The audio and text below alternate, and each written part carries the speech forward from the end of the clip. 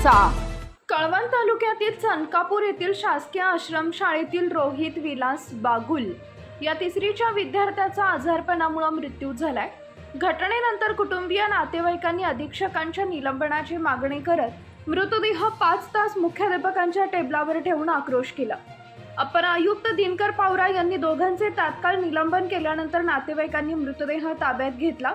रोहितला शुक्रवारपासून ताप, उलट्या आदी त्रास होत होता। अधीक्षक संजय नांदणे यांनी दुसऱ्या विद्यार्थ्याचे पालक गुलाब बागुल यांच्याबरोबर रोहितला घरी पाठवून दिलं। घरी गेल्यानंतर तो तापाने फणफणल्याने पालक त्याला मध्यरात्री अबोना येथे उपचारासाठी घेऊन गेले, परंतु रात्री उशीर झाल्यामुळे त्याला उपचार मिळाले नाही। रविवारी रात्री रोहितचा उशिरा मृत्यू झाला। सोमवारी रोहितचे पालक, नातेवाईक व आदिवासी बांधवांनी मृतदेह आश्रमशाळेचे मुख्याध्यापक बालाजी भुजबळ यांच्या टेबलावर आणून ठेवला। मुख्याध्यापक व अधीक्षक यांना निलंबित करून गुन्हे दाखल होत नाहीत तोपर्यंत मृतदेह उचलणार नाही असा पवित्रा घेतल्याने वातावरण तणावपूर्ण बनलं होतं। या प्रकरणाच्या प्राथमिक चौकशीत मुख्याध्यापक बालाजी भुजबळ आणि अधीक्षक संजय नांदणे यांनी गंभीर निष्काळजीपणा केल्याचे समोर आले।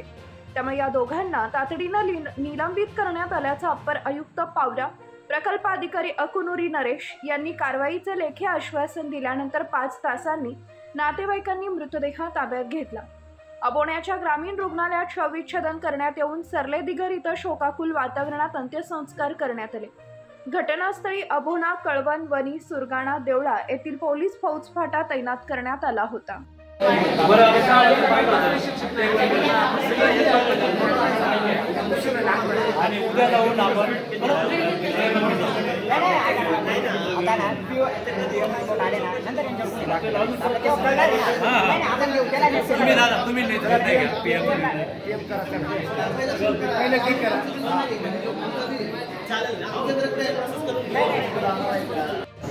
आज शासकीय आश्रमशाला शंकापूरमध्ये माननीय अपर आयुक्त नाशिक पवार साहेब, प्रकल्प अधिकारी आणि कर्मचारी इथे आले होते आणि एक दुर्घटना असं 3री वर्गाच्या मुला इथे त्यांचं डेथ झालेली आहे आणि प्राथमिक अहवाल अनुषंगाने साहेबांनी मुख्याध्यापक आणि